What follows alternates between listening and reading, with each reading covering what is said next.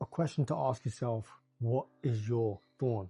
Read in 2 Corinthians chapter 12 verse 7, it says, "Unless I should be exalted above measure by the abundance of the revelations, a thorn in the flesh was given to me, a messenger of Satan to buffet me, lest I be exalted above measure."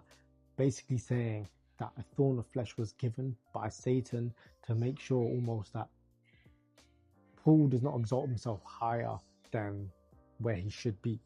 It then goes on to say that concerning this thing, I pleaded with the Lord 3 times, it might depart from me. Now we know the word pleading is almost a sense of desperation. It is, you're asking the Lord to take this away from you. He must be in some sort of pain to be asking for this to be taken away.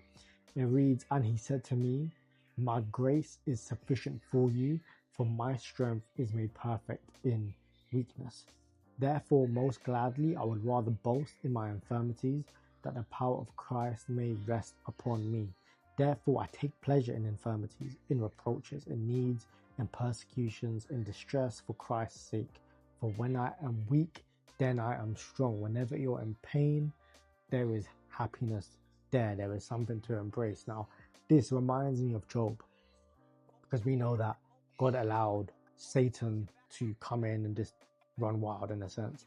And here we can see that Satan this is a messenger from Satan. This is a service delivered by Satan, a thorn in the flesh that is there to keep Paul humble. And the reason you'll notice that Paul doesn't rebuke the enemy, he doesn't rebuke the devil, because he knows that this is something God is allowing to keep him humble.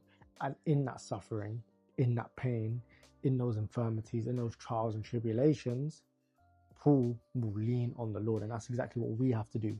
Everyone will have a thorn in their flesh, and that could be that thing of the world that is just keeping you bound, keeping you down, and it continues to maybe keep you in a place that you shouldn't be, or it's something that might creep up occasionally that is your bane, that is your weakness, and you are struggling to get over it. A common one for some people would be lust.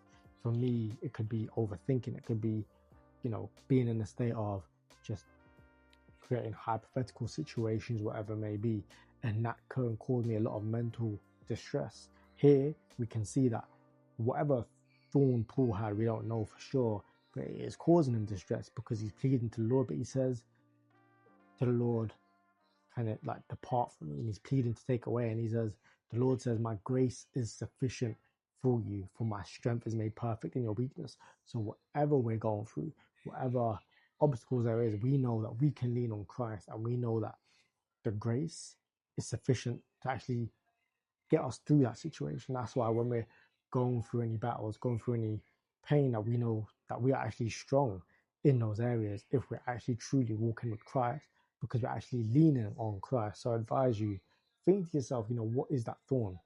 And don't look at it just as a solely negative thing that is just your crux, that is just really bringing you down. But look at it on the other side. Wow, the fact that God and his grace that he has given to you, that you didn't work for, that you didn't earn, is actually more than enough to bring you out of that, to get you over, to tolerate that thorn in your life. God bless.